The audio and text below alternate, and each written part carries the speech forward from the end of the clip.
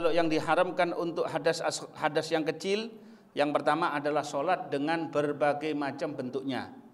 Maka sampean kalau tidak megang wudu enggak boleh sholat, tidak boleh sujud syukur, tidak boleh sujud tilawah. Oh, ini grup saya menang, saya mau sujud syukur, enggak pakai wudu, haram, tidak boleh. Paham ya?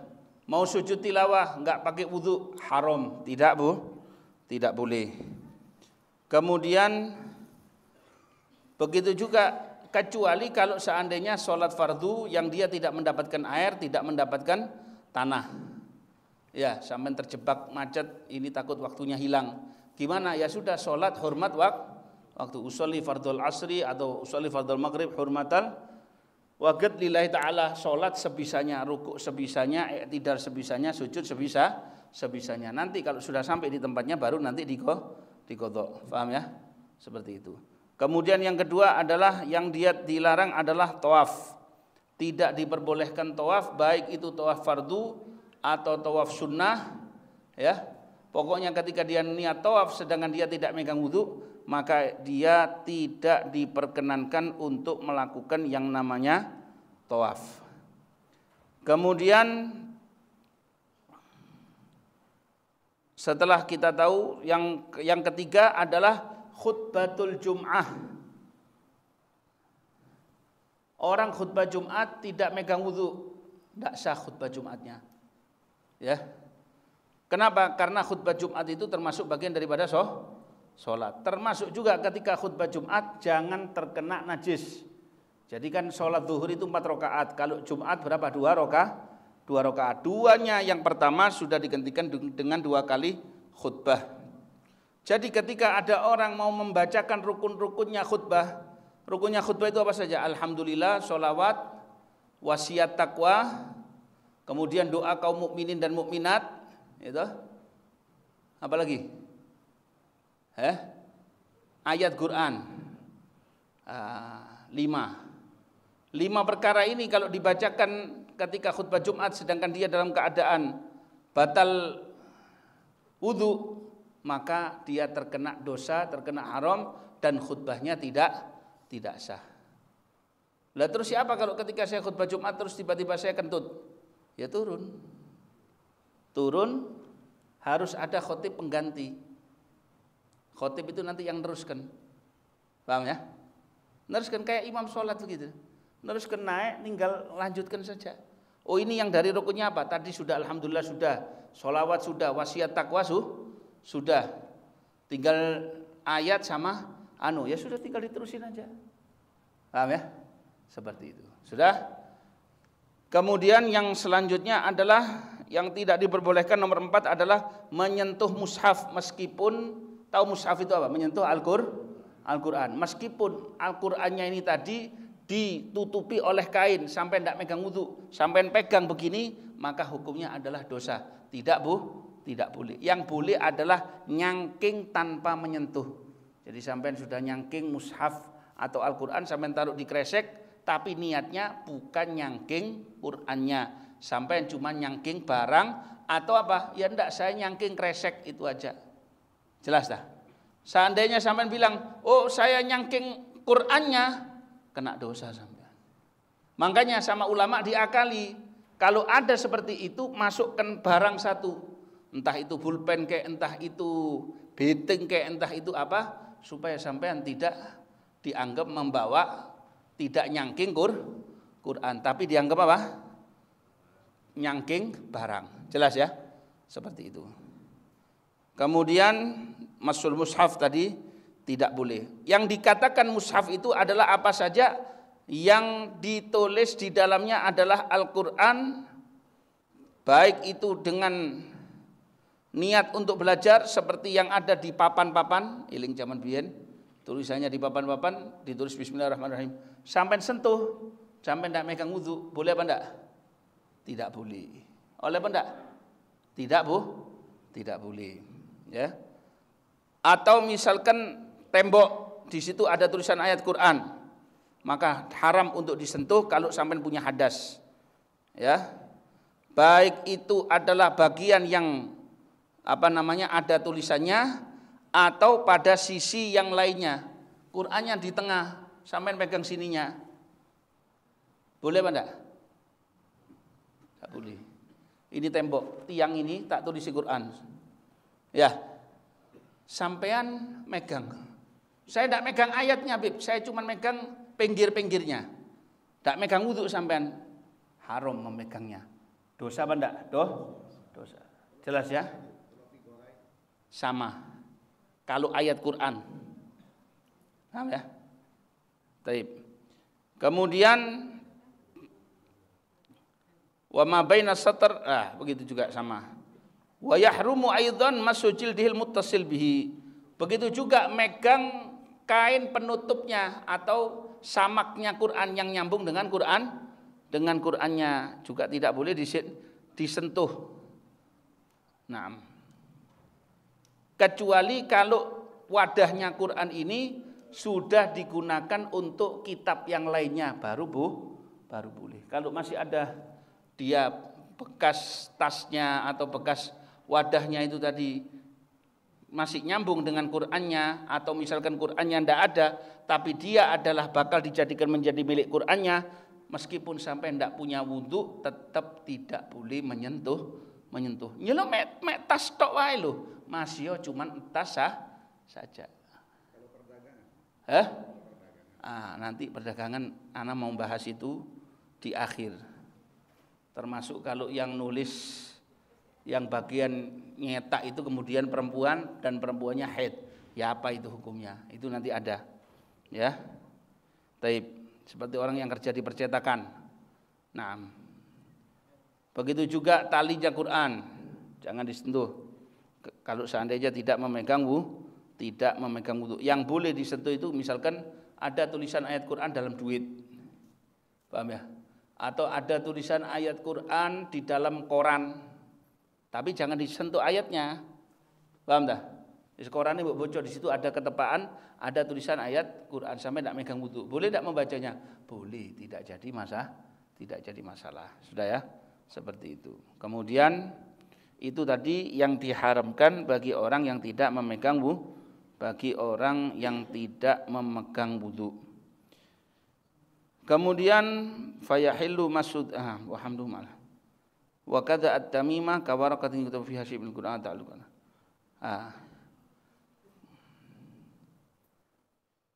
Kalau jimat yang ditulis ditutup rapi, yang dikalungkan di tempatnya anak-anak, biarpun itu disentuh, biarpun itu tadi kesentuh sampai megang hadas tidak jadi masalah. Khusus untuk yang namanya apa khusus yang namanya azimat ya. Kalau azimat masih tidak jadi masalah. Jadi yang penting adalah tergantung maksud daripada yang menulisnya. Nah,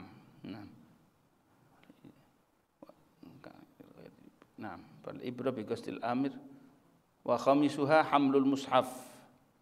Nenteng mushaf itu kalau dia niatkan nenteng mushafnya tidak boleh, kecuali kalau seandainya takut kalau tidak diambil Al-Qur'annya yang terjatuh akan diinjak orang, atau seandainya akan diambil oleh orang kafir. Daripada Al-Qur'annya terhinakan, maka tidak apa-apa diambil Al-Qur'annya. Biarpun disentuh juga tidak jadi masalah. Kemudian itu pun dikatakan kalau sempat bersuci ya bersuci. Tidak sempat ya sudah segera diselamatkan. Sampai dapati Quran jatuh di tengah jalan, daripada nanti diinjak mobil dan sebagainya sampai tidak megang wudu. Gimana? Ambil tidak apa-apa. Ya, karena saat itu adalah saat dalam keadaan darurat ya, itu tadi. Adapun kalau misalkan kita megang tafsir Jalalain, karena tafsir itu lebih banyak huruf tafsirnya daripada huruf Qur'annya, maka hukumnya kalau megangnya dalam keadaan hadas adalah makruh. Hukumnya apa? Makruh. Ya, hukumnya makruh. Nah, tafsir Jalalain. Lah nek Al-Qur'an terjemahan podo bae. Ya. Kalau misalkan kiranya lebih banyak arti Indonesianya, jelas lebih banyak arti Indonesia, maka hukumnya adalah apa? makruh ya, sama seperti itu. Nah, adapun kalau yang diharamkan karena hadas yang pertengahan adalah karena apa? Karena orang itu junub, mimpi basah atau habis hubungan badan. Ada 8 perkara. 5 tadi sudah disebutkan, sholat, tawaf, khutbatul jum'ah, megang Quran, ya, dan menenteng Quran. 5 sudah disebutkan, tinggal 3 yang belum disebutkan. Ya. La ilaha illallah.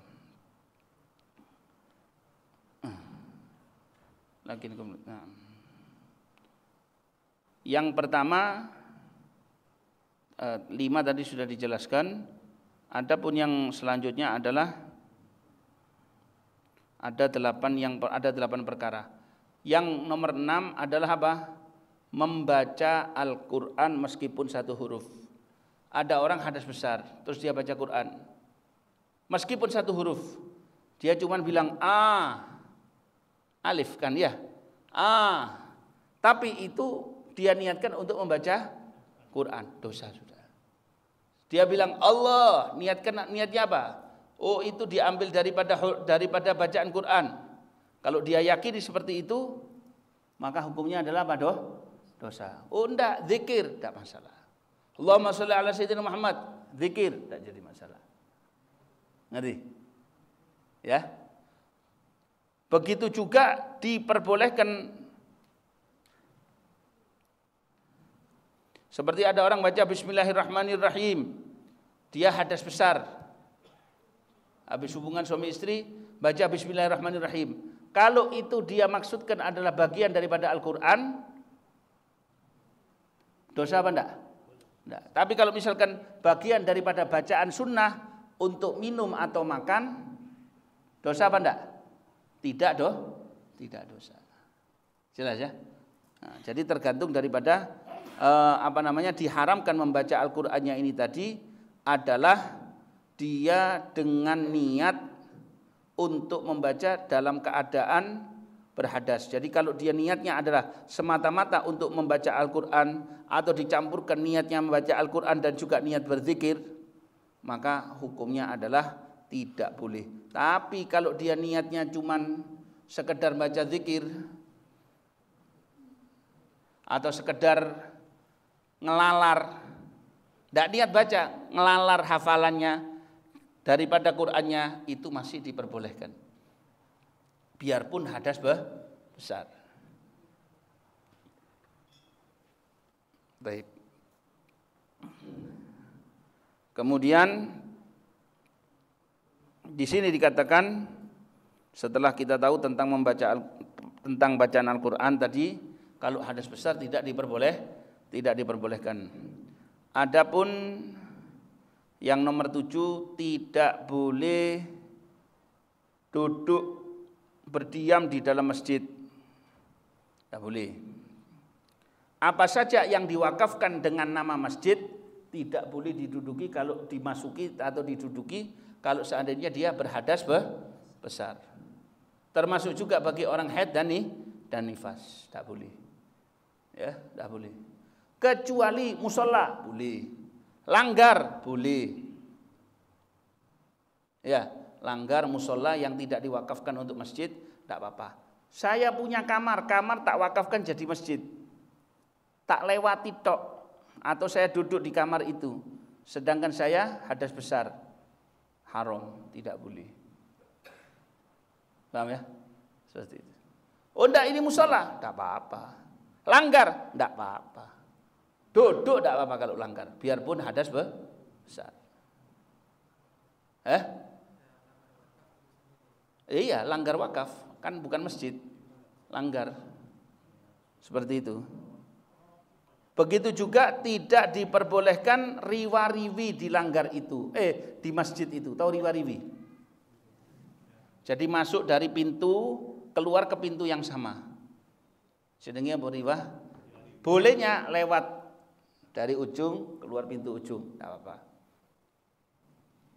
Perempuan haid masuk masjid lewat, asal tidak ngotori masjid, tidak masalah. Riwa-riwi Masuk dari satu pintu, keluar ke pintu yang sama, haram. Paham ya? Duduk nggak boleh, berdiam tidak boleh. Ya, seperti itu. Hah? Oh. Sudah? Kemudian setelah nomor 8 tadi, boleh tinggal di dalam masjid kalau dia terkunci dalam masjid. Ada marbotnya masjid, punya kamar di dalam masjid. Ketiduran mimpi basah. Lupa kuncinya dibawa orang lain, jadi mau ke kamar mandi nggak bisa. Mau cari tanah untuk tayamum nggak bisa. Seandainya dia ada tanah untuk tayamum, boleh dia tayamum dulu, asal bukan tanahnya masjid. Misalkan kalau di daerah Timur Tengah itu kadang hembusan angin dari padang pasir itu membawa tanah dari luar. Itu bisa dipakai untuk apa? Tayamum. Itu untuk sementara bagi orang siapa yang terkunci di dalam masjid. Tapi kalau tidak bisa ya sudah darurat. Loh ya apa? Ya sentenono sampai dibuka masjidnya. Ya, sampai dibuka sampai sampean bisa ke mana? Bisa ke kamar, sampai bisa ke kamar mandi. Ya, sampai sampean bisa ke kamar mandi. Baik. Kemudian la ilaha illallah Muhammadur Rasulullah. Ini tadi bagi orang yang sudah apa? Yang sudah berhadas besar. Jelas ya? Jadi tidak boleh tinggal di masjid, tidak boleh riwa-riwi, cuman boleh lewat saja asal tidak mengotori masjid. Ya. Kemudian ini dia mimpi basah tapi orang gila. Masuk masjid. Yang nanggung dosa siapa? Yang melihara. Yang nanggung dosa yang melihara kalau dia tahu. Kalau dia nggak tahu, ya tidak apa-apa. Ini tidak punya sana, tidak punya keluarga, nggak ada yang melihara, nggak ada penanggung jawabnya, nggak ada walinya, ya, maka baru apa? Dia orang yang bukan mukallaf alias orang yang nggak punya kesadaran, itu ya sudah tidak jadi masalah. Dia tidak terkena apa? Tidak terkena dosa. Ya. Bahkan ada sampai yang mengatakan bahkan kalau anak yang masih adapun anak kecil boleh masuk ke dalam masjid ya. Amma ghairul mukallaf fayajuzu li walihi tamkinuhu min dzalik. Tak masalah. Nah. Ya, anak kecil masuk ke dalam masjid tidak jadi masalah. Adapun bagi yang haid dan yang nifas lewat saja boleh, tapi kalau takut mengotori masjid maka dia tidak boleh. Justru kalau dia merasa tenang, dia saya tidak akan mengotori masjid, tapi dia lewat di masjid itu tadi, lewat masjid itu masuk dari satu pintu keluar ke pintu yang lain. Ya itu namanya lewat. Itu sendiri hukumnya adalah makruh, tapi makruh yang berat. Tapi kalau sampai dia keluar dari pintu yang sama, hukumnya adalah haram ya. Hukumnya haram. Atau kalau misalkan dia yakin bakal berceceran daripada darahnya dan lain sebagainya, maka hukumnya apa? Hukumnya adalah haram, tidak diperbolehkan. Nah, jadi tempat sholat id bukan masjid, yang bukan masjid ya. Atau misalkan ada yang diwakafkan tapi bukan untuk masjid seperti langgar, musola, tidak masalah. Ya, itu tidak jadi masalah. Naam. Fala yahrum dzalik. Tapi kalau misalkan perempuan yang haid atau perempuan yang nifas atau orang laki yang habis junub sampai ngotori masjid, siapapun kita, atau ada darahnya perempuan itu tadi sampai ngotori bukan masjid, musola terkotori gara-gara dia tidak jaga darah haidnya atau darah nifasnya, dia dapat dosa karena menajiskan tempatnya orang lain. Jadi bukan karena masjidnya, tapi apa? dia dianggap karena sudah bikin kotor atau menajiskan tempat orang lain. Sudah ya. Nah, yang terakhir, adapun yang diharamkan dikarenakan hadas yang karena haid dan nifas itu ada 15 perkara atau ada 13 perkara. 8 tadi sudah kita jelaskan.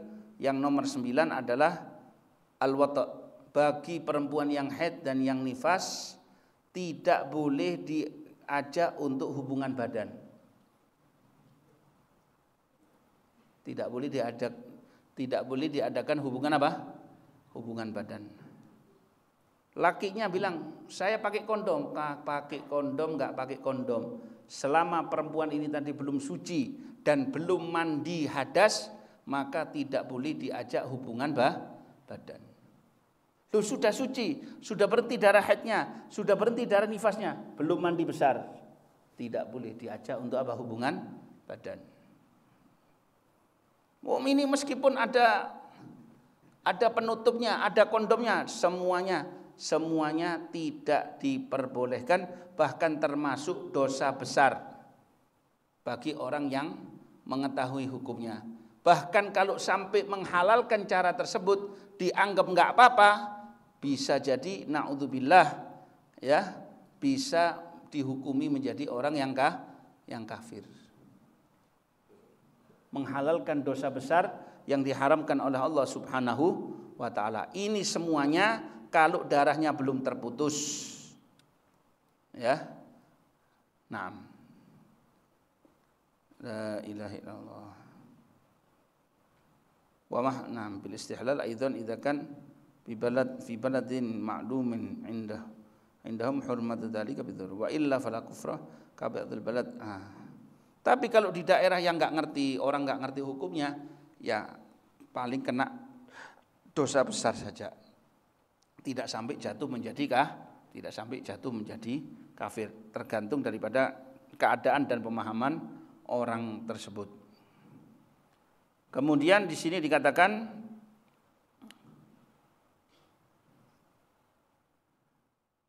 yang la ilaha illallah Muhammadur Rasulullah. Video 6. Saya tidak mengajak hubungan dari depan. Saya ngajak hubungan dari belakang. Depan, belakang, bodoh. Tidak boleh. Apa hukumnya? Haram. Kalau perempuannya ini tadi apa? Dalam keadaan haid ya. Kalau orangnya ini tadi dalam keadaan al-haid. Taib. Dalam keadaan haid atau dalam keadaan nifas. Kemudian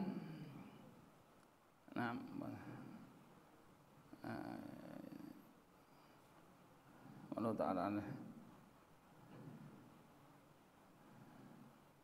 la ilaha illallah Muhammad Rasulullah sallallahu alaihi wasallam. Sebagaimana ya Allah Ta'ala. Adapun yang nomor selanjutnya adalah tidak boleh bersenang-senang bagi yang haid dan yang nifas itu antara pusar sampai atas lutut. Daerah terlarang, enggak boleh disentuh. Ya. Jadi yang diperbolehkan terutama misalkan bagi orang atau bagi suami ya, yang mana dia itu memiliki hormon yang tinggi ya, syahwatnya yang sangat tinggi, hanya diperbolehkan yang bagian atas daripada pusarnya ya, yang cuman hanya bagian atas pusar daripada bagian atas pusarnya. Adapun selain daripada itu tidak diperbolehkan. Tak boleh. Sing dukure terserah. Artinya gini, Islam ini punya terobosan, punya jalan ya. Kalau sampean ada kekurangan atau sampean terpaksa melakukan hal-hal tersebut, daripada saya ini sudah tahan ini, tidak kuat daripada saya berzina. Ya apa? Istrinya mau diajak hubungan nggak bisa karena kena haid atau kena nifas. Lah ini suaminya orangnya enggak tahanan. Yang mana yang boleh? Yang boleh bagian mana? Di atas pusarnya saja.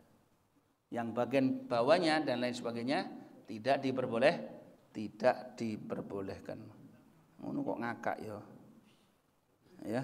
Jadi mubasyarah itu persentuhan fisik antara kulit, antara daerah bawahnya pusar dan sampai lututnya itu tidak diperbolehkan. Kenapa? Meskipun lu ndak cuma saya sentuh, tak lus-lus saja, dilus-lus saja tidak boleh. Karena apa? Nanti bakal kebablasan.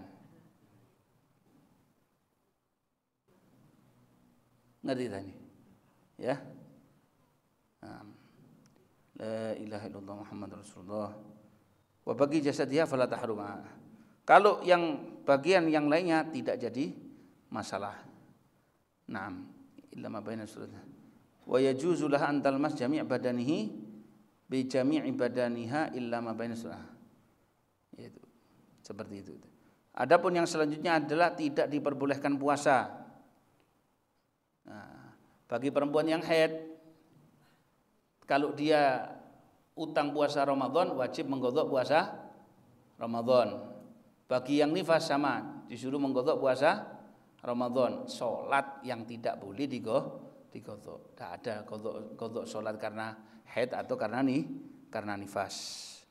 Taib. Itu tadi yang nomor selanjutnya ya.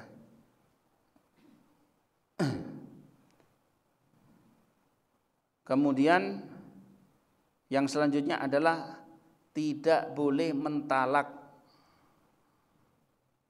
perempuan yang sedang haid.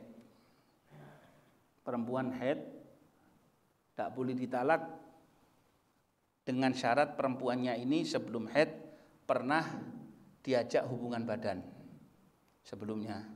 Pas masa haid ditalak sama dia. Gimana?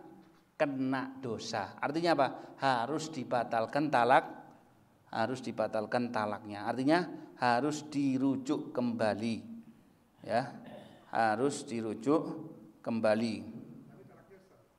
Talaknya jatuh. Talaknya tetap jatuh. Kamu saya talak dalam keadaan haid istrinya. Jatuh. Ya, misalkan sampean masih talaknya 1, ya masih punya 2. Nah, masih ada harapan 2. Jadi cukup sampean mengucapkan kamu saya rujuk kembali. Ya, rujuk kembali. Paham ya? Kalau sudah rujuk kembali baru bisa. Jadi dia bisa dosanya itu sudah terhapuskan. Nah, maitul mudah. Kenapa? Dikarenakan akan melamakan masa haidnya. Kemudian bagi perempuan yang haid dan nifas tidak diperbolehkan untuk mandi dengan niat ibadah. Seperti apa misalkan? Seperti dia misalkan niatnya adalah untuk mandi besar, itu tidak diperbolehkan ya. Ada perempuan yang haid dan yang nifas, dia mau niat mandi untuk mandi ibadah. Atau misalkan seperti tadi dia puasa, Ramadan dia puasa. Kalau misalkan enggak niat Ramadan, enggak niat puasa, enggak apa-apa. Saya enggak niat puasa ibadah. Ya, saya cuman enggak makan dari habis subuh sampai maghrib. Berdosa enggak? Tidak berdosa. Karena apa? Dia tidak diniatkan untuk apa? Dia tidak diniatkan untuk ibadah. Tapi kalau seandainya tadi itu diniatkan olehnya untuk beribadah kepada Allah Subhanahu wa taala, sedangkan dia lagi dilarang melakukan ibadah tersebut, artinya masih ada hadas besarnya, masih ada haid dan nifasnya, maka hukumnya adalah menjadi apa? Menjadi terharamkan dan bahkan dia mendapatkan apa? Mendapatkan dosa daripada Allah Subhanahu wa taala. Jadi harus kita fahami akan hal ini dan memang adalah termasuk perkara yang sangat penting. Jadi tidak boleh seorang istri dipaksa oleh suami, haid nifas dipaksa untuk hubungan, jangan mau. mau. Terangkan hukumnya tidak boleh, ini haram dan lain sebagainya. Kecuali kalau misalkan dia sudah tidak bisa apa-apa. Ya.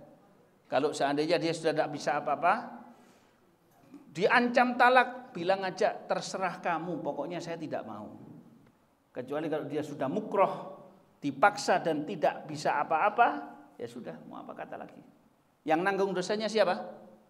Ya pelakunya sendiri, yaitu siapa? Suami. Nah, jadi dari sini jangan sampai kita menjadi orang-orang yang kebangetan, ya, menjadi orang-orang yang kebangetan, yang tidak tahu apa namanya hal-hal yang dilarang oleh agama.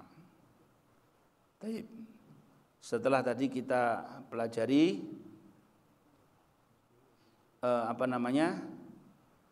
yang hanya diperbolehkan adalah apa? Hanya bermesraan antara yang bagian atas pusar saja. Ya. Tapi yang bagian bawah sini persentuhan kulit dan persentuhan fisik tidak pakai penutup tidak boleh. Tapi kalau ada penutup asal dia tidak menjima, tidak jadi masalah. Ya, asal tidak menjima tidak jadi masalah. Yang diperbolehkan adalah kalau ada apa? Kalau ada penutupnya. Dan yang jelas tadi seperti yang saya katakan, tidak diperbolehkan juga untuk mentalak kalau dia lagi dalam keadaan apa? Lagi dalam keadaan haid atau dalam keadaan nifas. Saya baru nikah.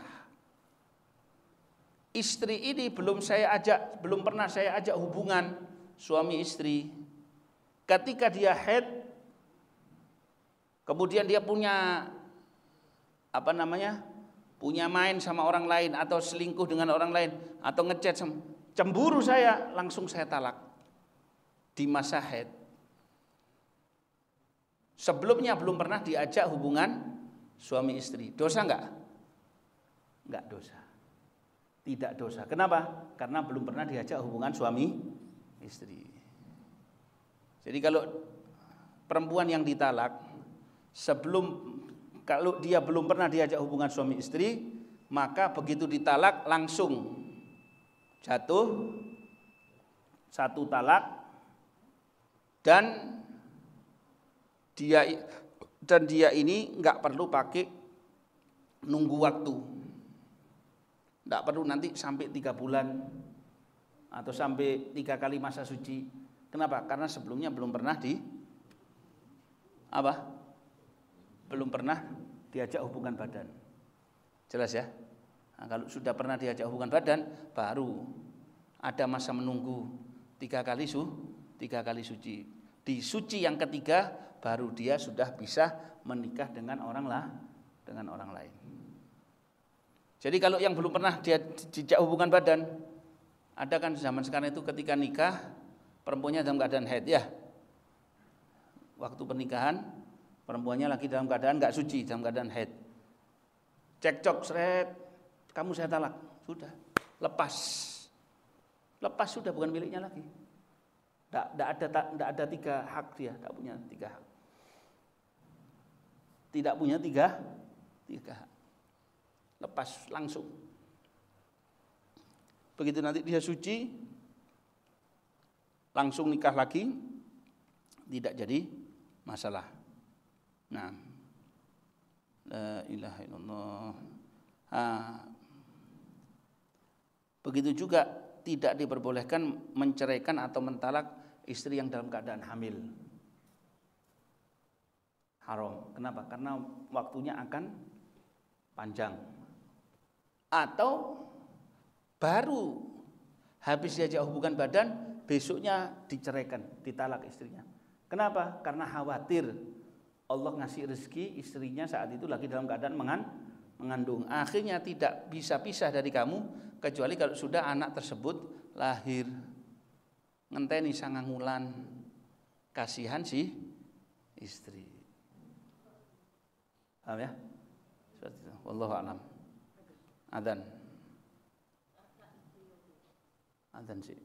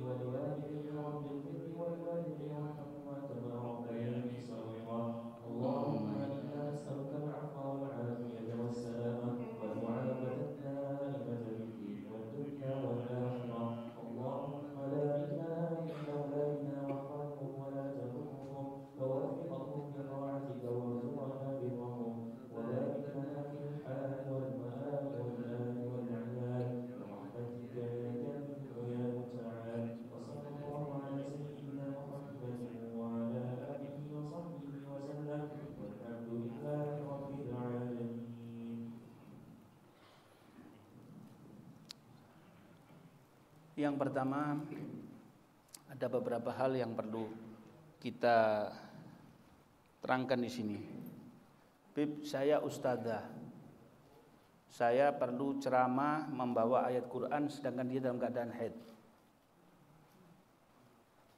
Kalau misalkan itu dia niatkan bukan untuk membaca tapi untuk mengambil dalil, itu tidak jadi masalah. Atau misalkan ada orang baca ratib haid, tidak masalah. Baca ayat Quran bukan niat untuk membaca, disuarakan sama dia, diniatkan untuk tahassun, untuk jadi penjaga diri, itu tidak jadi masalah. Paham ya? Biarpun dia haid, biarpun dia nifas, ataupun biarpun dia junub, tak haram. Tapi kalau misalkan ada orang baca, saya niat baca tapi dalam hati, tak pakai suara, tak haram. Enggak haram.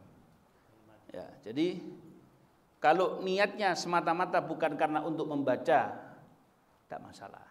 Tapi kalau dia niatnya semata-mata untuk membaca Al-Qur'annya, maka itu tadi hukumnya apa? Hukumnya adalah diharamkan ya. Taib. Kemudian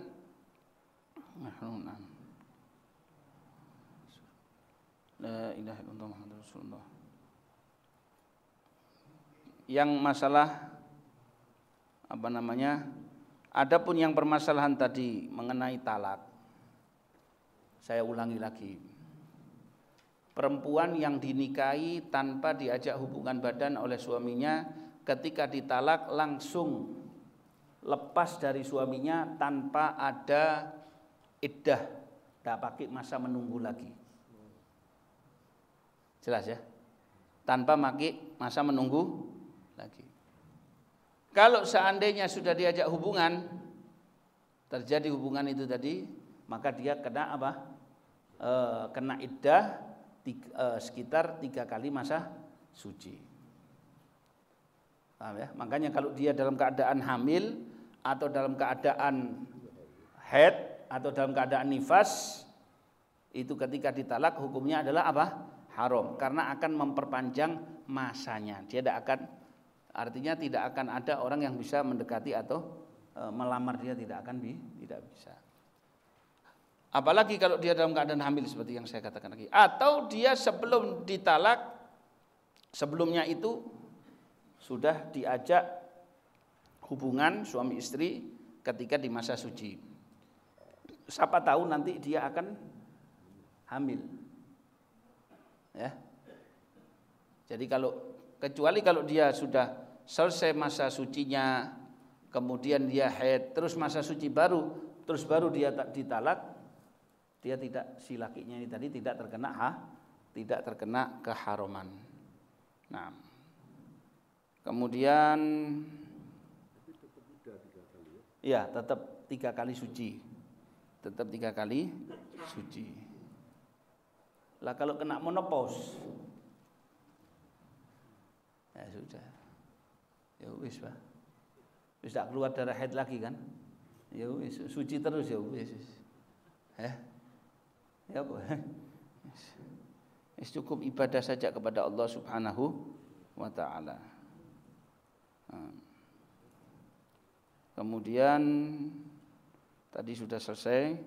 Jadi puasa dia juga tidak diperbolehkan kalau niatnya adalah untuk puasa. Tapi kalau seandainya dia cuma nahan diri, enggak makan dan tidak minum, itu tidak jadi masalah.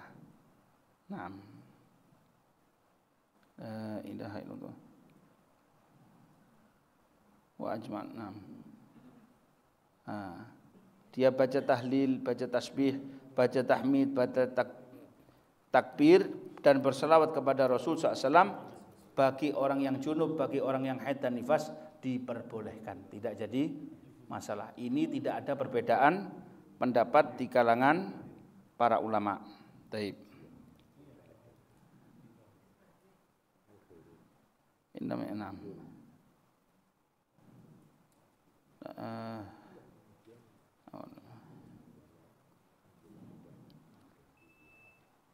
Kemudian sering kita lihat kufar, orang kafir masuk masjid.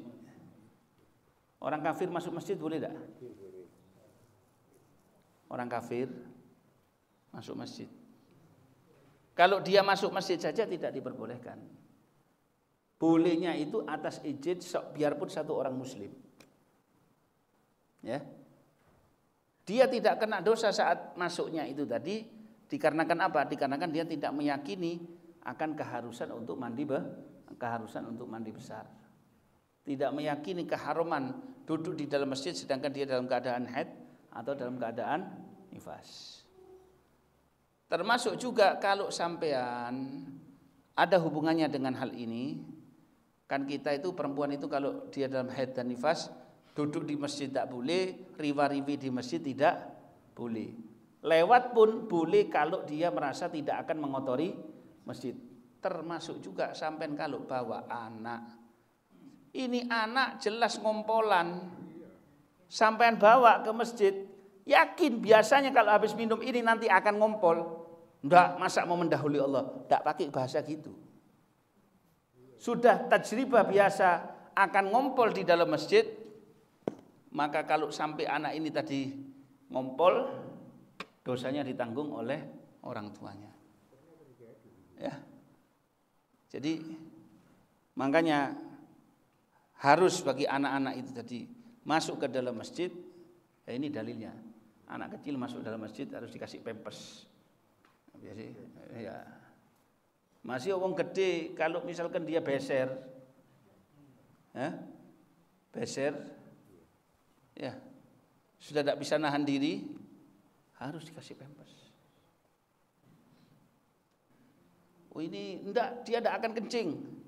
Dia cuma kena penyakit gula. Lah kalau gulanya tinggi, lupa enggak kira-kira? Tak jelas, ya. Dia buang hajat di masjid tak sadar kok. Ya. Dan tidak boleh tempat wudhu dipakai kencing, tidak boleh, haram. Tempat wudhu dipakai untuk buang hajat besar, tidak boleh. Yang boleh adalah apa? WC-nya saja. Yes. Aku tak umbah-umbah nang ngene jeding. Ketepaan jedingnya api tak kayak umbah-umbah. Tak boleh wong itu buat untuk hanya untuk boleh mandi sama untuk buang hajat toh. Cuci-cuci boleh pada? Tak boleh. Lah terus kalau mau cuci-cuci kemana? Ya tempat lain yang di situ diperbolehkan untuk cuci. Mau cuci-cuci gampang. Tekan di laundry, nanti cuci-cuci. Taruh di laundry. Kita pakai baju, di situ ada najis yang nanti akan diyakini ketika kita bawa ke dalam masjid akan ngotori ke dalam masjid, maka tidak diperbolehkan. Termasuk bau badan atau termasuk bau mulut, termasuk bau yang akan membuat yang lainnya itu terganggu. Itu tidak diperbolehkan. Ndak, saya kepingin jadi orang sufi, keatus 5 dino. Badek-badek melbu masjid. Disengojo haram, Pak, ndak oleh, Pak. Ndak sikatan. Pokoknya alami, naturalis. Enggak bisa. Paham ya? Dulu itu orang dulu habis makan bawang putih, ada baunya saja haram untuk masuk ke dalam masjid. Ndak boleh. Ya. Makan bawang putih itu yang langsung dimakan, entah itu bawang bombay, entah itu bawang apa, tidak diperbolehkan. Kenapa? Karena khawatir baunya akan mengganggu orang lain. Bahkan kalau tidak mendapatkan yang bisa mengurangi baunya ini tadi, dia tidak sholat, tidak berangkat Jumatan pun tidak masalah, termasuk diudhurkan. Wallahu a'lam. Yang mau pertanyaan silahkan.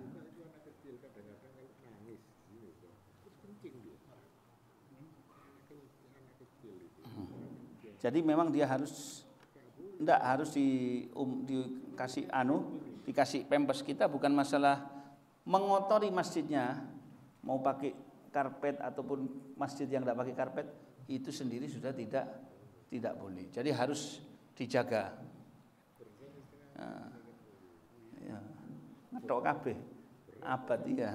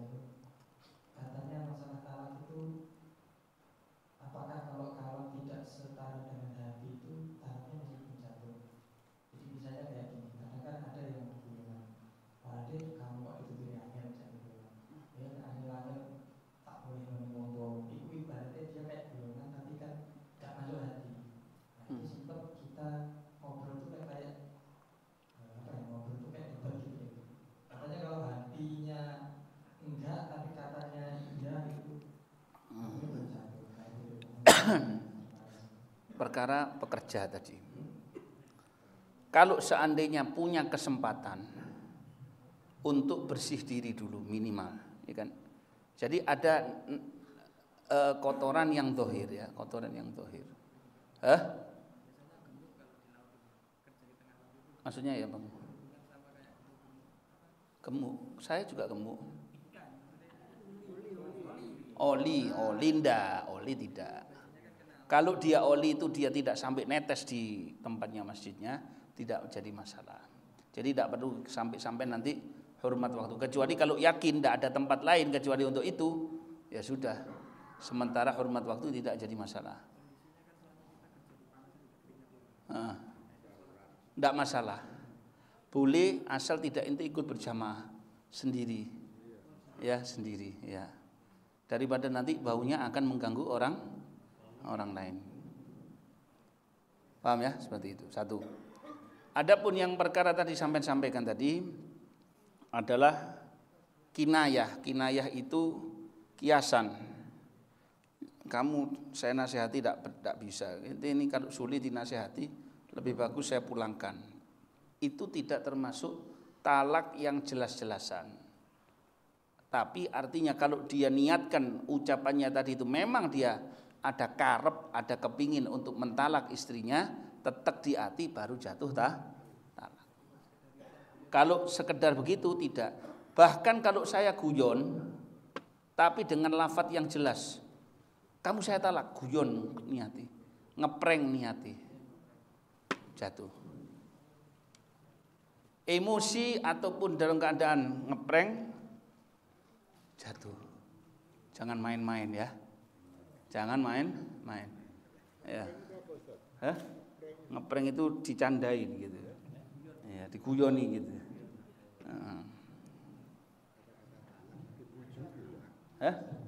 Enggak, diprank wis. Niatnya mau dibujui. Bahasa zaman now, bahasa kebon dalam. Ya. Salam.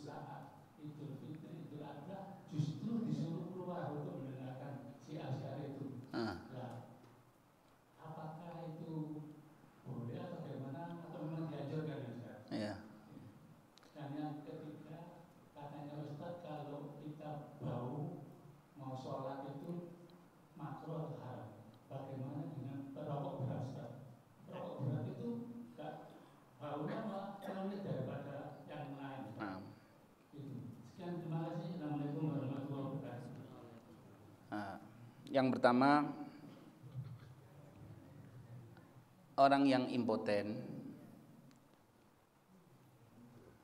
itu kalau misalkan dia sampai keluar mani, mau terjadi pergeseran fisik, persentuhan fisik dengan istrinya, ya, kalau dia dibilang akan menjima istrinya, wong impoten, ya apa?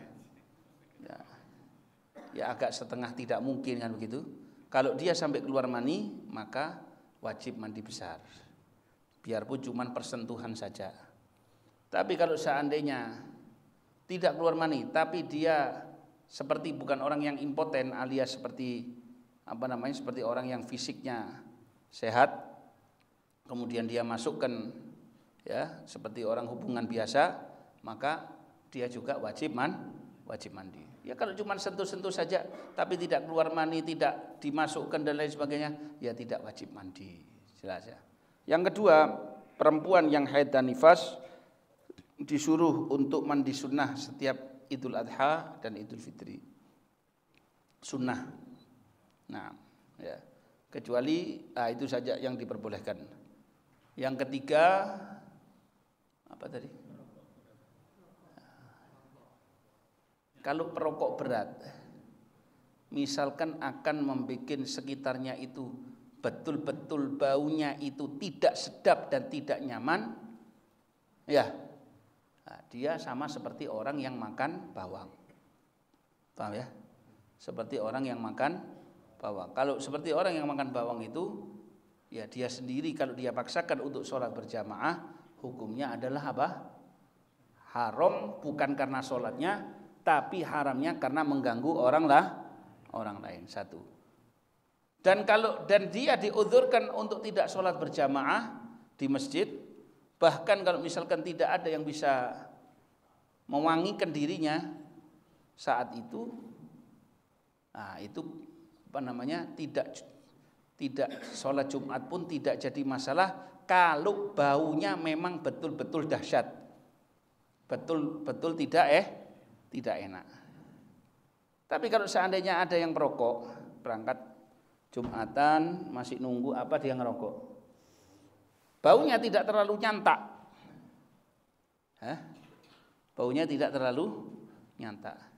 Kalau ada satu orang terganggu dengan bau rokoknya ini tadi, dia cuma dapat dosa, ya, tapi tidak sampai menyebabkan dirinya itu tadi terharamkan untuk masuk ke dalam masjid, ya. Jadi ya sangat kita sayangkan dikarenakan kita kurang menanamkan tentang sunnah-sunnah yang ada di dalam Jumat. Akhirnya setiap orang yang berangkat Jumat itu kadang selalu rokok. Siwaknya tidak dia bawa, rokoknya pasti dia bawa. Saya tidak bawa siwak, saya tidak bawa rokok, Bib. Saya bawa vapor, podo wae. Ngerti dah ya? Itu. Nah.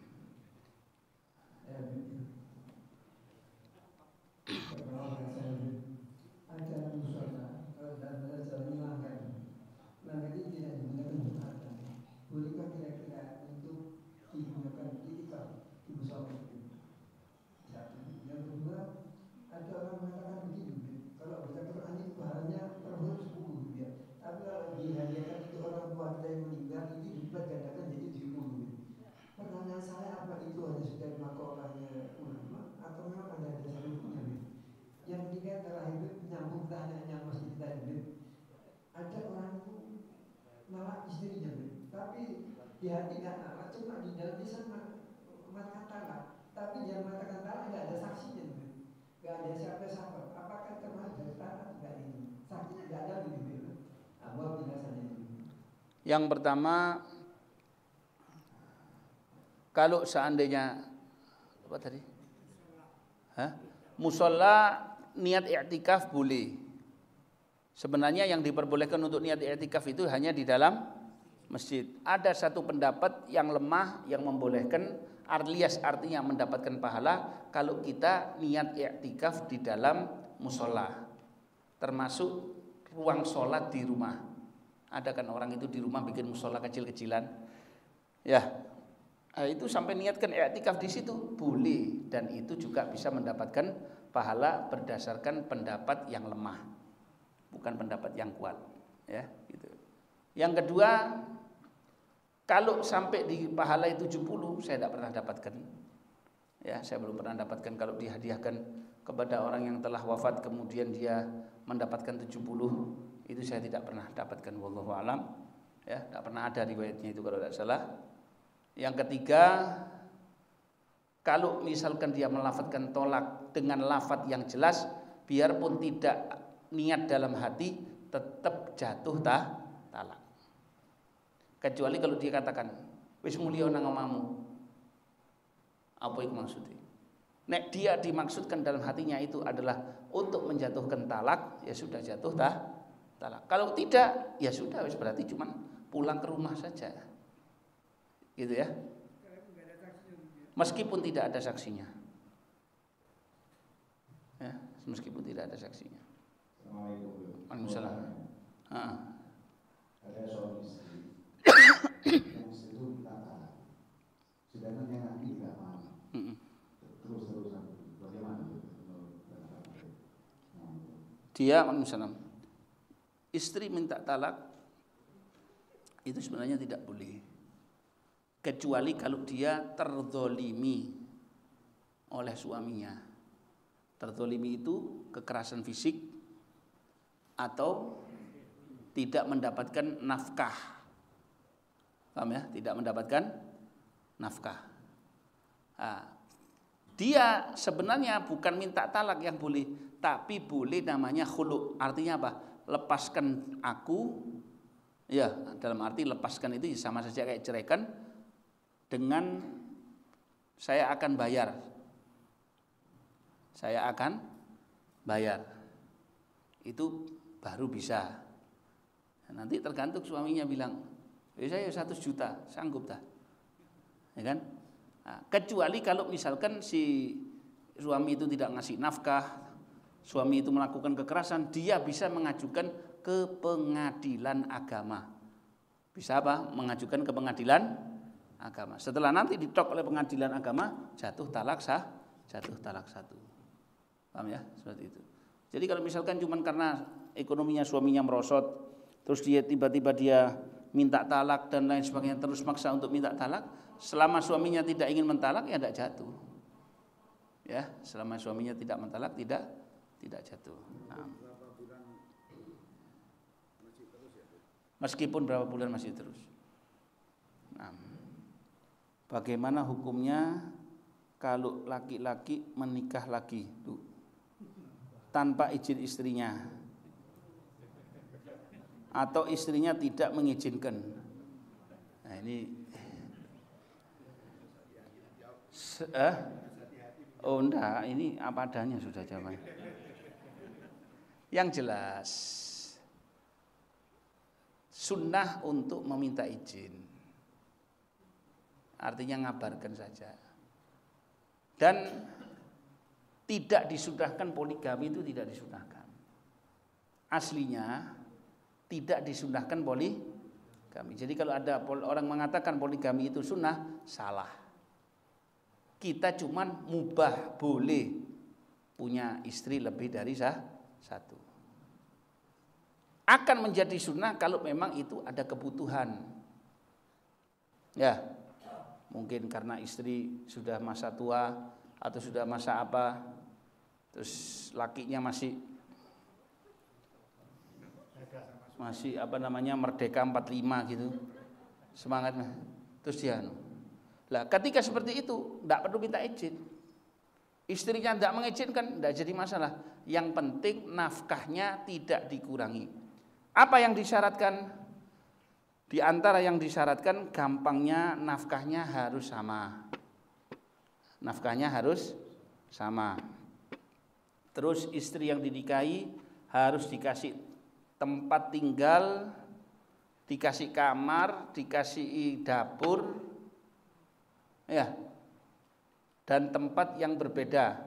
Lebih saya taruh di satu rumah, cuman beda dapur, beda kamar, tidak apa-apa.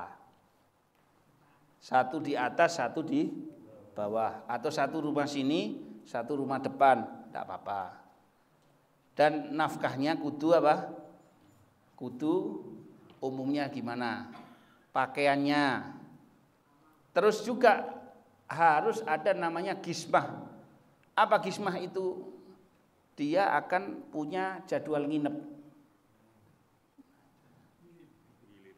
Giliran di sini 3 hari, sana 3 hari. Nanti dah.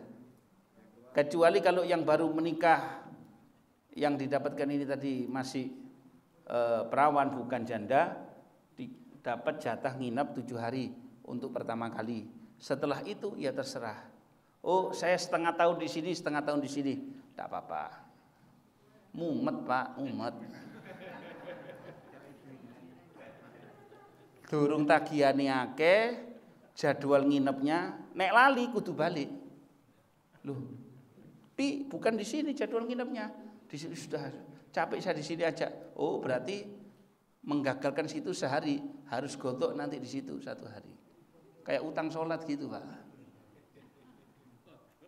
Iya, nanti.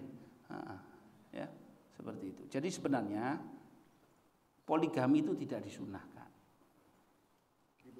Diperbolehkan kecuali bagi orang yang membutuhkan secara psikis, ya, secara psikis, secara fisik dia sangat membutuhkan. Di luar daripada itu, ya enggak. Maka untuk minta izin dan lain sebagainya, enggak minta izin enggak apa-apa, enggak diizinkan juga enggak apa-apa. Ya, seperti itu. Ya, akhir zaman laki-laki perempuan lebih banyak daripada laki. Ada di daerah mana itu? Daerah pokoknya entah itu bukan Tajikistan, daerah. Ya, bukan Uzbekistan, bukan. Ada daerah mana itu? Dikhawatirkan karena jumlah lakinya sedikit, maka mereka menunggu calon-calon pengantin yang mau menikah di daerah situ. Ya berbiaya, pesawat, mahar biro, anune biro, ngerti? Ya seperti itu ya. Jadi jangan sampai gara-gara urusan gini kemudian kita semena-mena kepada sesama. Kalau sampai semena-mena kepada sesama tidak diperbolehkan, ya, tidak diperbolehkan. Bahkan kalau misalkan hanya sekedar untuk senang-senangan saja, dia poligami untuk senang-senangan saja, bisa jadi hukumnya adalah makruh. Haram, tidak boleh kawin kontrak. Kawin kontrak kalau disebutkan dalam tengah akadnya tidak boleh. Kalau ada perjanjian sebelumnya, nah itu masih ada masih ada hukum yang membolehkan. Wallahu a'lam. Pertanyaannya ini, ya, ya. Nah, pokoknya hati-hatilah. Perempuan itu wajib dihormati. Kita menghormati istri kita berarti pertanda akhlak kita lebih bagus.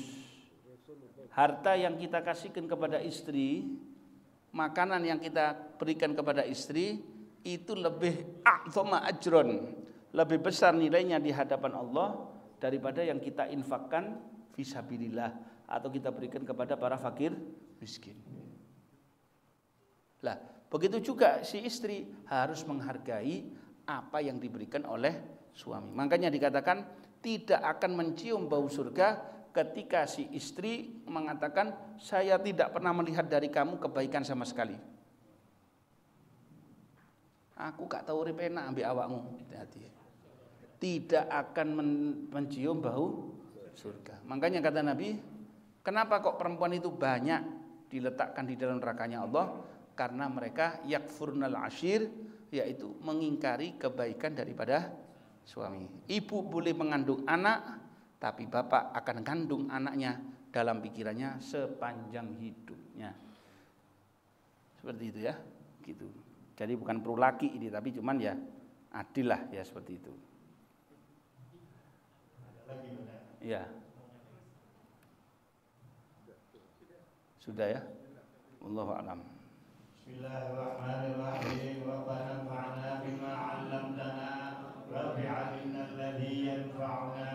Rabbi faqihna wa faqih ahlana wa barik lana fi dinina ma li kulli unsa wa zakat. Rabbi waffiqna fi kulli ma tardi qawlan wa fi'lan karama warzuqil huda halalan daima wa akhila an ya ulama nuqda bil khairi wa nunfa bil syarr. Rabbana aslih lana kulla syu'un wa ghirra bil ridha minka uyun wardi anna rabbana kulla tuyun qabla an ta'tiyana rusulun manun waghfir wastur anta akraman satar wa salamullah ila syarr mustafa ma ila haqi da'ana wal wafa fi kitabin fil nasi shifa wa ala ali kirami syurafa wa ala sahbi masafiril huram. Allahumma hdina bihuda waj'alna mimman yusari'u fi ridha wa la tuwallina waliyan siwa wa la taj'alna mimman khalafa amraka wa asa wa hasbunallahu wa ni'mal wakeel wa la hawla wa la quwwata illa billahil aliyyil azim. Wa sallallahu ala sayyidina Muhammadin wa ala alihi wa sahbihi wa sallam walhamdulillahi rabbil alamin. Ya Rabbana tarafna fi annana tarafna wa annana asrafna ala radha ashrafna wa tub alaina